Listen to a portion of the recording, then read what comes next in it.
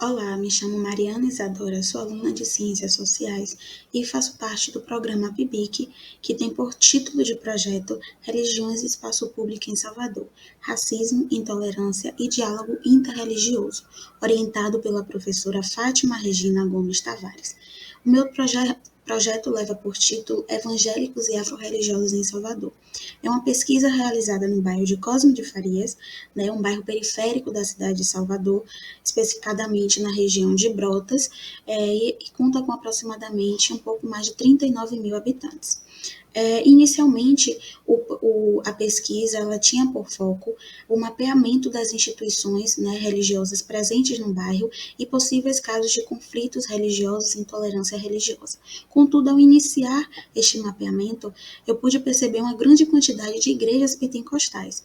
E, ao fazer o levantamento de dados, com o censo do IBGE, isso pode ser confirmado.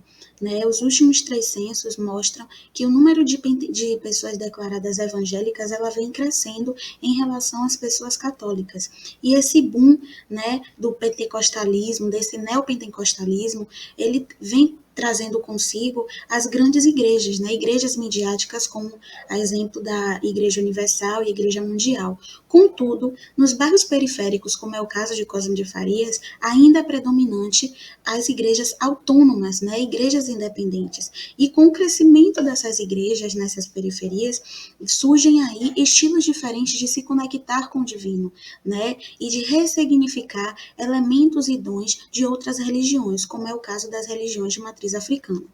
Para caracterizar esses dois tipos, esses estilos diferentes, denominamos 2 tipos, com terminologias nativas de igrejas.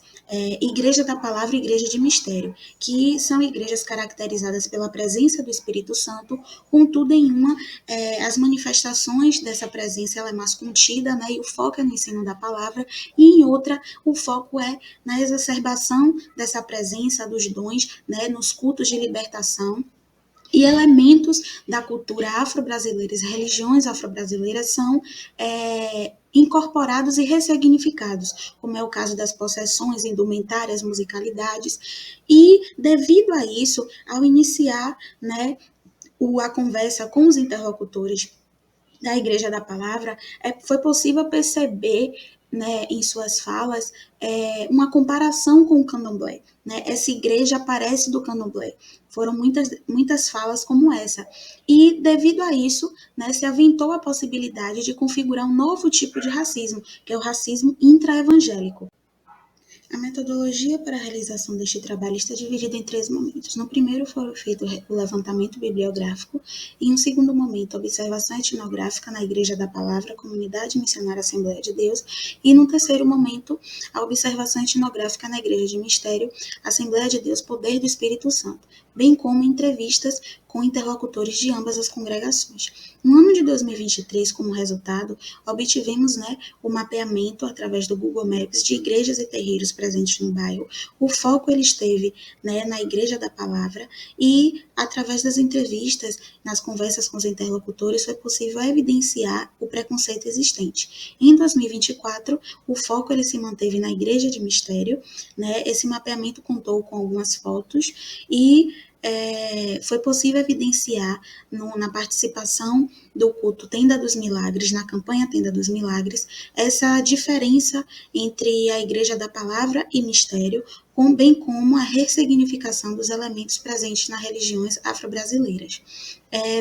Houve também uma conversa com o pastor da Igreja de Mistério, Lázaro de Jesus, em que ele mostrou a sua convicção, no seu relacionamento com o divino, relacionamento com Deus, mas apresentou incômodo com as ridicularizações e comparações. E um fato interessante também é que nessa Igreja de Mistério existe uma posição ambígua, porque ao passo que ela sofre racismo, ela também pratica preconceito e intolerância com pessoas de candomblé e com as religiões de matriz africana.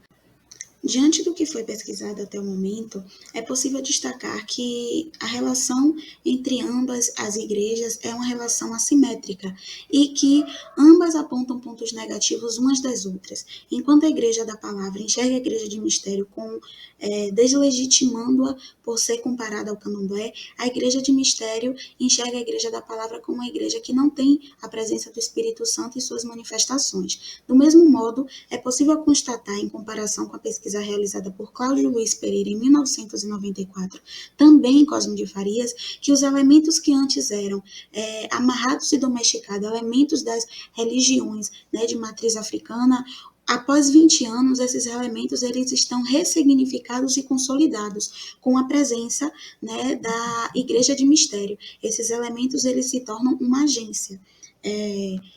Apresento a vocês a bibliografia utilizada no percurso, né, desta pesquisa e alguns anexos que podemos recolher. Obrigada.